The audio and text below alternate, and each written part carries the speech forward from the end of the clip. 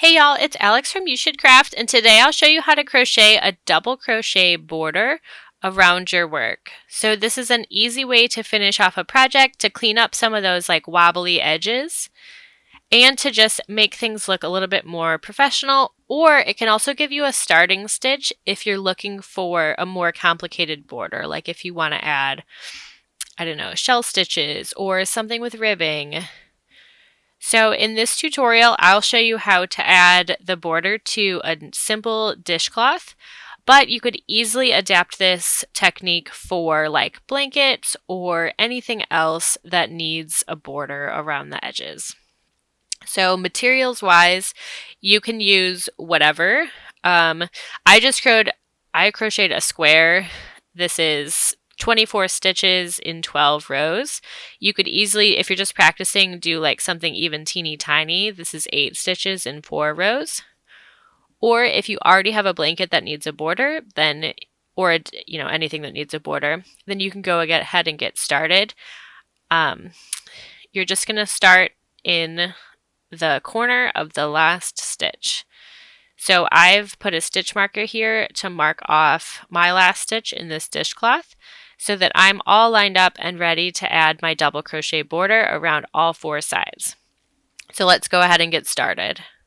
I'm using a darker thread today, or a darker yarn, just so that there's more contrast so you can easily see the border. But you could totally just continue crocheting in whatever color your blanket or dishcloth was, and then just turn to finish off and like begin your border. But so here I'm joining my new yarn. So my last double crochet, I haven't finished that final yarn over. You could use the same technique with any stitch though. So just waiting to finish off to do the color change. So I'm just going to yarn over and pull through with that new color so that I finish off the last stitch in my last row of the body portion. And now I'm going to turn my work 45 degrees so that I'm crocheting across the side. 4 double crochet stitches, I like to begin with a chainless starting stitch. So I'll insert my hook and I'm going around the whole post of this stitch, so in the gap between the last and second to last stitches. So I'm inserting my hook just like this, and then I'm going to single crochet, and now I have my single crochet, and I'm going to insert my hook into the leg of the single crochet stitch. And I'm basically going to single crochet on top of the single crochet stitch that I already have. And that'll give me something that's the height of a double crochet, but that didn't require any chains to get going. So now I've got 1 double crochet, but I want to do 2. So I'm just doing a second double crochet stitch. And basically, in every double crochet along this edge, I'm going to put 2 stitches because double crochets are long. So for a single crochet, you would just put 1 in your border, but we're going to do 2 stitches across each of these.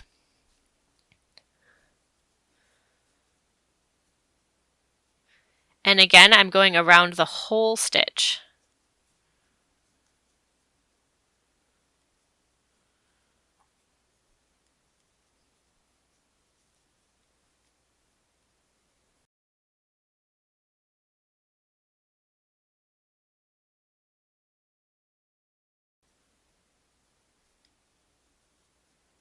Oops, I'm accidentally doing a third, and that would be too many. If you put too many stitches, you'll end up with a ruffly edge, which if you wanted a ruffly border might be good for you, but I don't. I want a straight border. So I'll move on to my next double crochet from the last part of the project, and I'm going to do 2 double crochets totally around this whole post. And this will give me a cleaner edge versus if I was trying to like just find a spot inside of the stitch, because I wouldn't necessarily be in the same spot for every stitch across. And that could look kind of wonky.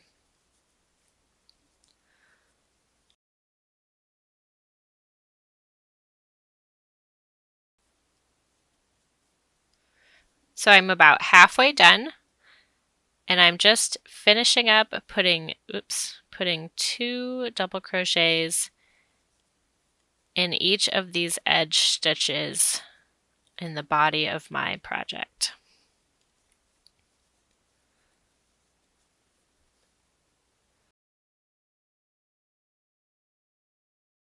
Oop, I've got this like big yarn barf coming up.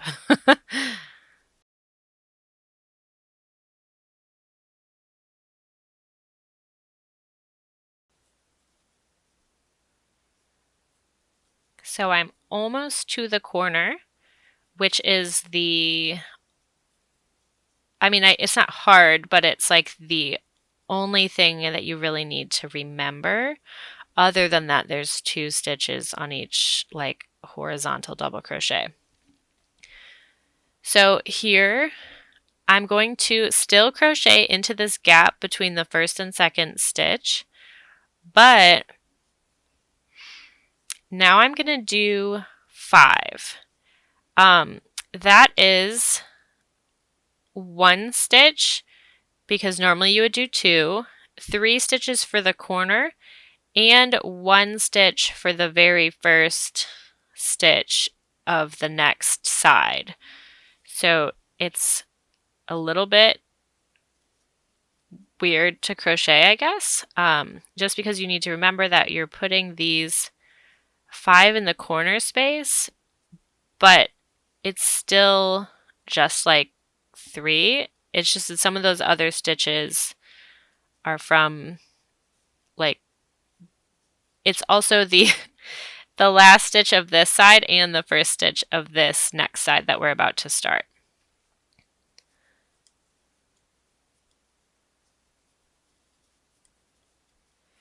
All right, so here's 4 in my corner,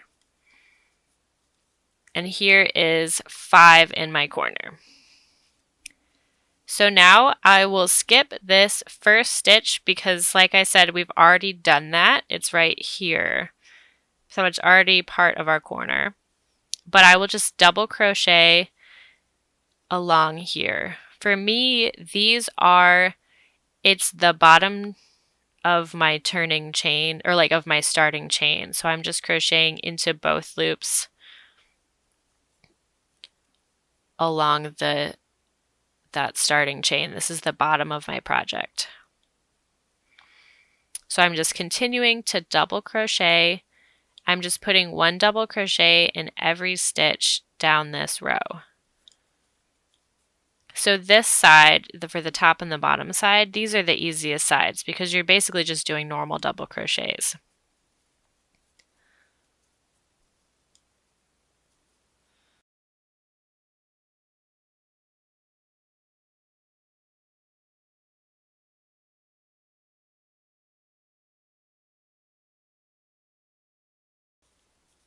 You might have to wiggle to get your stitch in here since it's the bottom of your work. And if you use the same size hook when you did your starting chain, then it might just be a little bit tight. It's not a big deal though once you get those stitches in.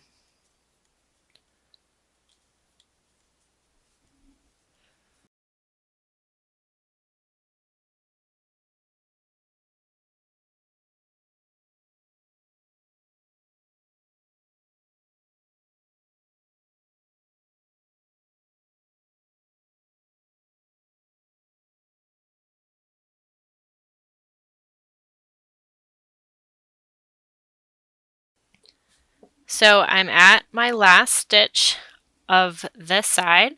So again, I'm going to put 5 stitches into this gap right here. That will be 1 stitch for the end of this row, 3 stitches for the corner, and 1 stitch for the beginning of the next row, or side of my border.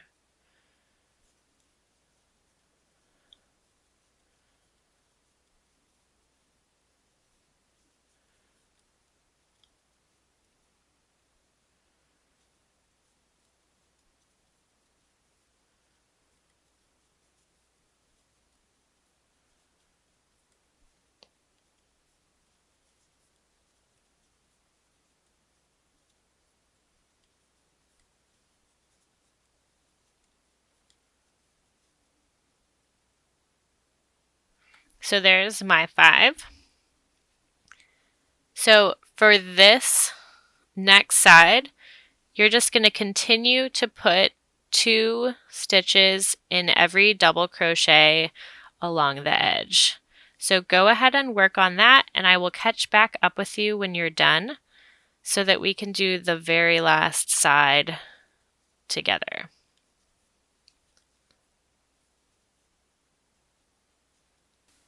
Okay, so I've finished my 3rd side, and now I'm at the corner. So just like before, I'm going to crochet 5 stitches into this hole, like between the 1st and 2nd double crochets.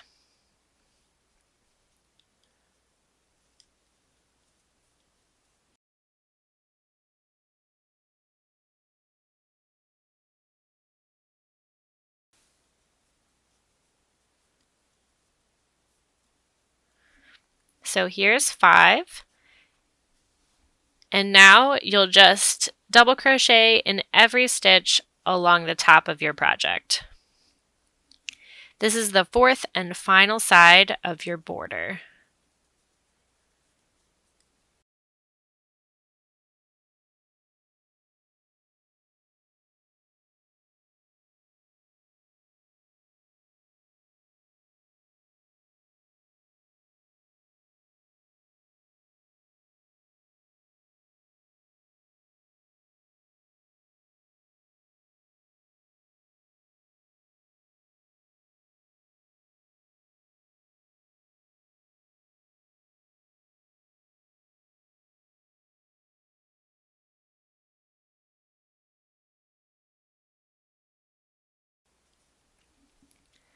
All right, so I'm back at my last corner. This is where I started.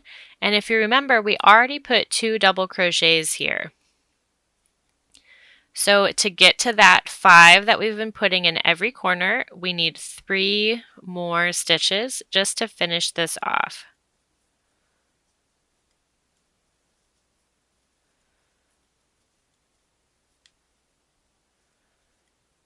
Here is our 3rd and final double crochet in our double crochet border.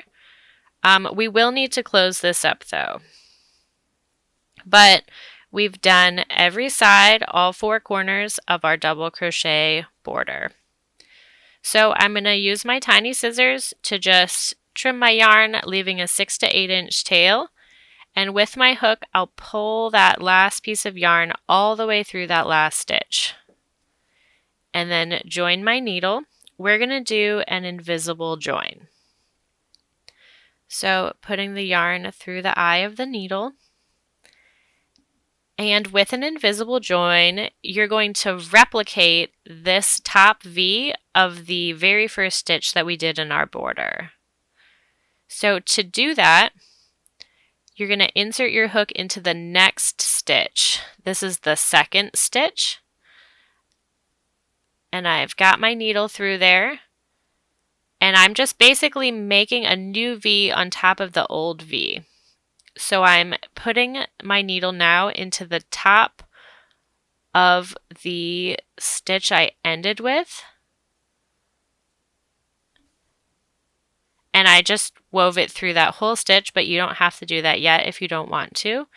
And pull it through pretty gently because you want to make sure that the tension in that V that you're creating matches the rest of your project so that that new top of a stitch that you just made blends in with everything, because that's how it's invisible, is you're basically just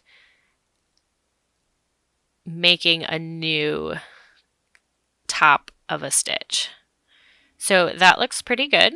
So that means that I'm good to weave in my ends. And that means that we are done with our double crochet border. So let me know in the comments below what you're going to use this crochet border for. And otherwise, thank you so much for watching. Make sure that you subscribe to the You Should Craft channel and check out the You Should Craft blog for more free crochet patterns and stitch tutorials. But on this, just weave in your ends, trim your yarn, and you are good to go.